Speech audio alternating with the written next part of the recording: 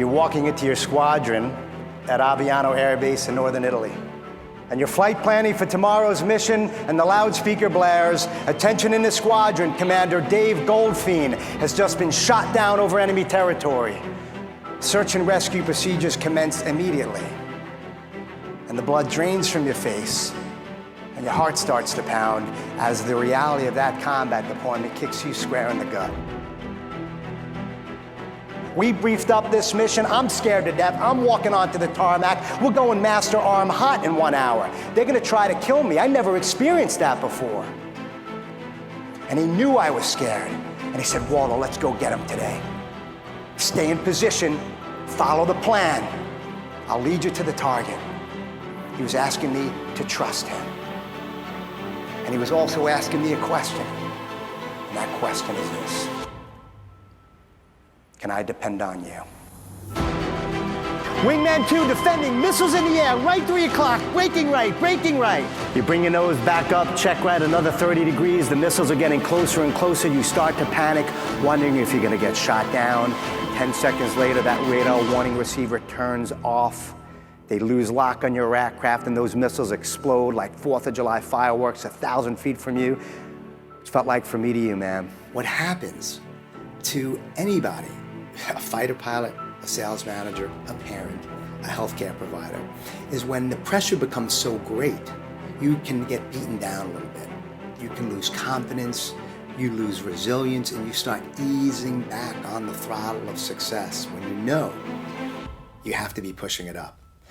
So I believe push it up is a disciplined, committed, and collaborative approach towards doing business and living your lives. And you don't need to wear a flight suit or fly an F-16 to have it. It comes from right here. He made a difference. You can tell, you can hear in the background. Listen to the energy following his talk.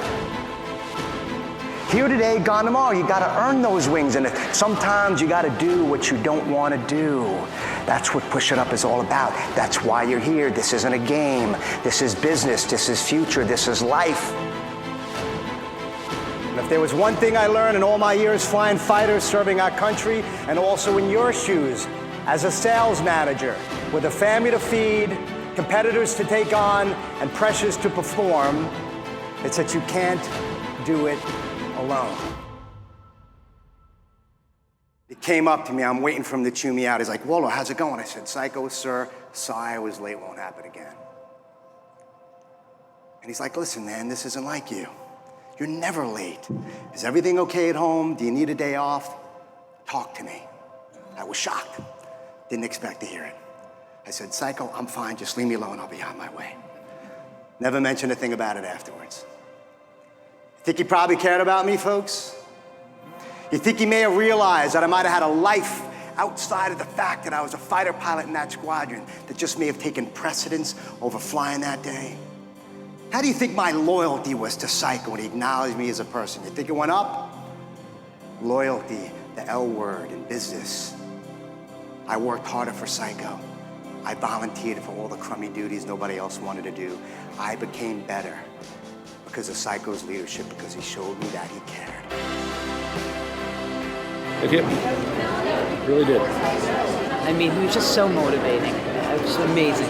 Fill the jets of your teammates with the most important fuel of performance, which is appreciation. We have a saying in the Air Force: lose sight, lose fight. Don't lose sight of the people who are in the trenches every day, who are allowing you to go out there to win. A lot of what I share are the struggles that I've had, the relationship faux pas that I made, the embarrassing moments, the things that I felt humiliated about. Why? Because it showcases the leaders who had the courage to tell me what I needed to hear and not what I wanted to hear. Realized I had something called claustrophobia. Probably not the best thing for a pilot to have, would you agree? And for the next 8 years of my 11-year active duty flying career, every single time I strapped into that jet to do what I loved more than anything else, I had to deal with this fear, this doubt that changed me in a second. Have you ever been in a situation where everything's going great for you, and that conversation, the discussion, the news changes everything? Are you gonna quit on your dream, Are you going to ease back on the throttle and abort and play it safe, or are you going to step out of your comfort zone and not quit? He did just a phenomenal job motivating, inspiring, and giving the team really a clear blueprint around the value of commitment, the value of teamwork, and most importantly, the value of being a great wingman. But when you take off that mask and ask for help, it helps you turn your fear into something more powerful, and that's called courage. Courage to push up that throttle when you know the missiles are coming. To push up the throttle, release the brakes, and take off. And to turn that fear into courage to take action. And that's the message that I want to leave you with. It's not about philosophy, it's about facing our fears and growing, stepping off the diving board, pushing up the throttle. That's where life is. You're having a tough day. Remember what it is that you're fighting for. The families you serve, who you coach, so that they can come home, hug their parents, and live their dreams. When I say commit, commit, will you be there for me? Will you execute the plan? And will we win?